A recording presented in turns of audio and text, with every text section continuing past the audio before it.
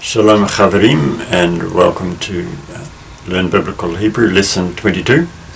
We continue our look at uplifting words from the Psalms, great truths from the Psalms. And today, our verse comes from Psalm 136, verse 1. So let's have a look at it. Here it is, Psalm 136, verse 1. Hodu le Yahweh, ki tov, ki le olam, Hasido. So continuing our study of great truths from the Psalms, Psalm 136, verse 1. Starts with a new word, hodu, give thanks or praise. The u ending is the same as in zamru that we had in the last lesson, and hallelu. Ki tov, for he is good. Ki l'olam hasido, for to always his love. But let's look first at the letter by letter translation, which is here. Again, it's a little bit of a mess. I would advise you to become less and less dependent on this and become familiar with the Hebrew letters themselves, because they are beautiful, very aesthetic in their own right, and it's good to be able to read straight off the Hebrew and not be dependent on our letter by letter translation, especially since it gets a little bit messy, as you can see here, and that also because there's no one way of doing it. Different books and teachers use different conventions, so that can be a little bit confusing. So we come down to the word by word translation. Give thanks. Well, I'll put a dash there because that's the one word, hodu, give thanks or praise to God. So the la at the beginning means to Yahweh. Ki tov, because good. And so it omits the verb he is. It just says ki tov, for good. For or because, I've translated it here. To le, here's the le again, meaning to. It has a different vowel this time to what it had here. So the vowel depends on the shape of the following word.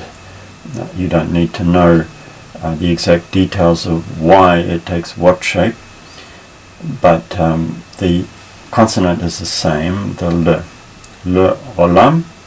So this word means eternity. Chasdo, love, his. So the o ending means his.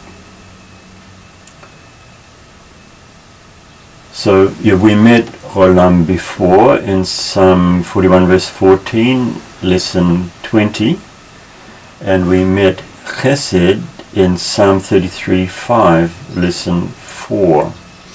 So you can look back if you like and see those words. And the or ending means his.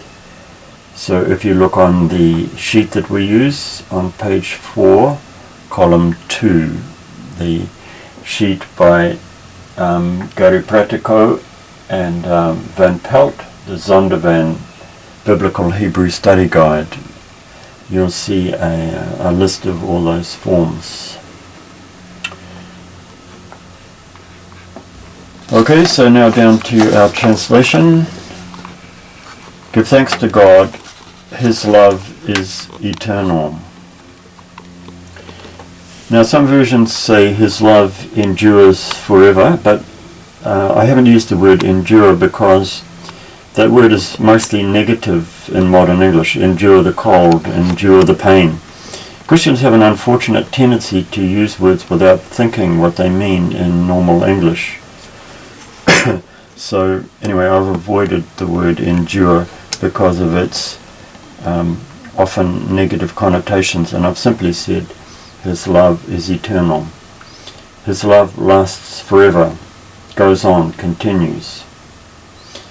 And chesed, love, the old versions translated steadfast love, and other English versions say faithful love. I quite like the CEV, Contemporary English Version, God's love never fails. Another good way of putting it. I came across an interesting quote from the English philosopher Bertrand Russell, who was an atheist. He said, "Only in the firm foundation of unyielding despair can the soul's habitation henceforth be safely built." Well, good luck to those who want to follow Russell, but I rather prefer to build my soul's habitation on the rather brighter hope of this verse.